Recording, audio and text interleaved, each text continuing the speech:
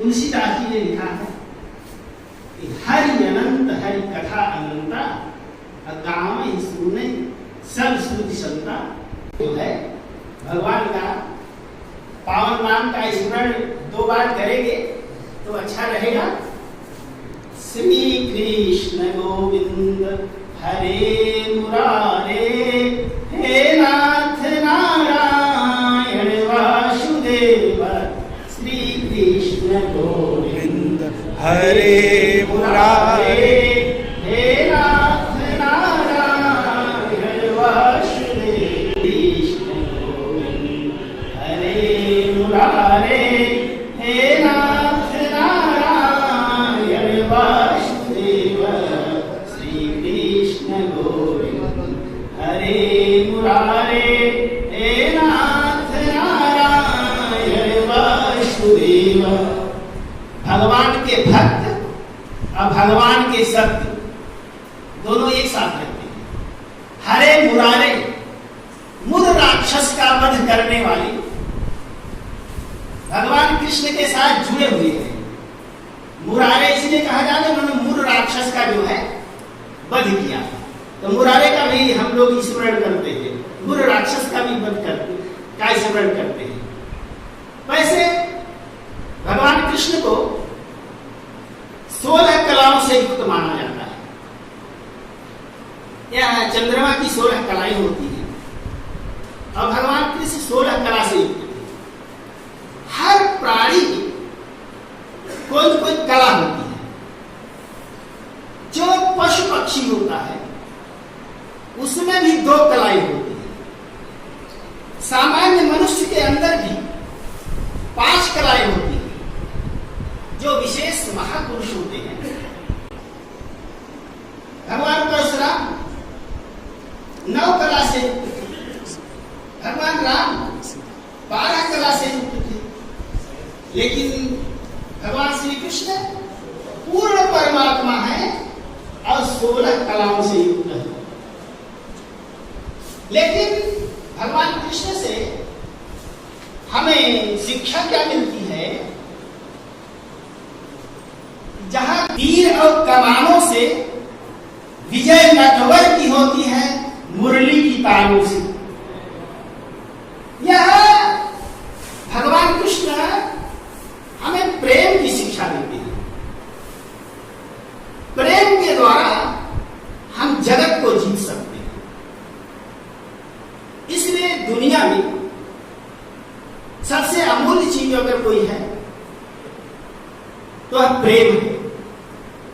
भगवान ने दूसरा संदेश क्या दिया? निष्काम कर्म योग की। हम कर्म करें। अब कर्म करते करते व्यक्ति जो है कर्म मुक्त हो जाता है।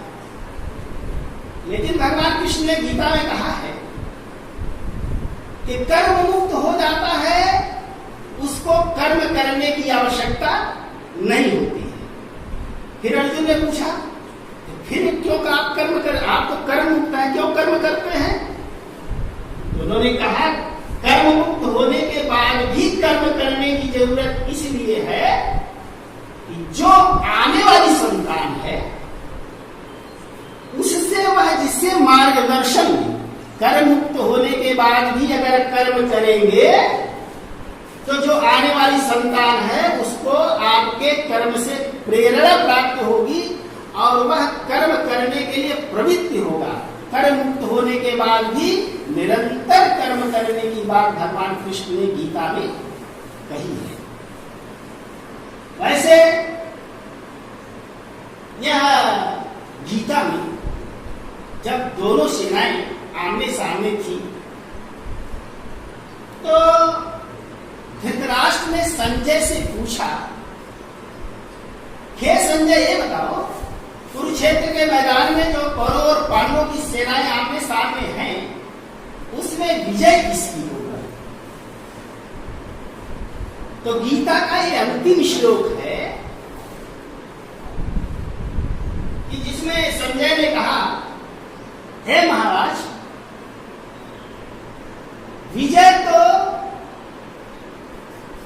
किसकी होनी है? जो अंतिम श्लोक है यत्र योगेश्वर कृष्णो यत्र पार्थो धनुर्धरः तत्र श्री विजयोर्भूतिर ध्रुवा नीतिर्मतिर्मम। एक गीता का अंतिम श्लोक है।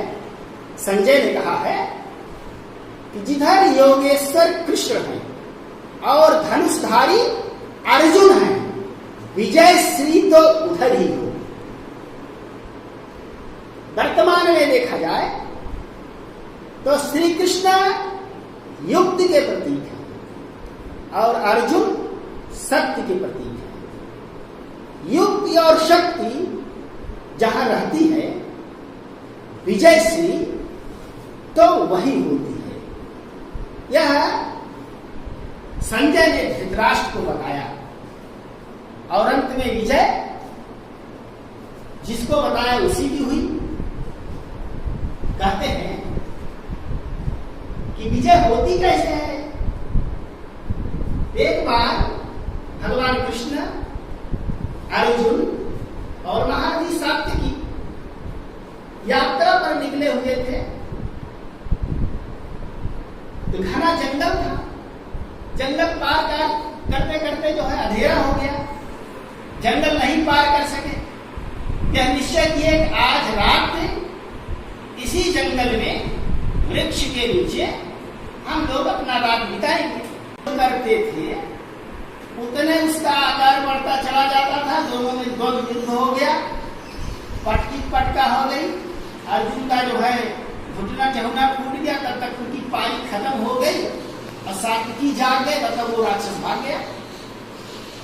अब फिर अर्जुन अपना जो है चदरा ओढ़ के सोए, सात्विकी उठे। सात्विकी के समय में ही भी आया तो उससे भी ऐसे कहा, और जितने सात्विकी क्रोध करे उतने जो है उसका आकार बढ़ता चला जाए।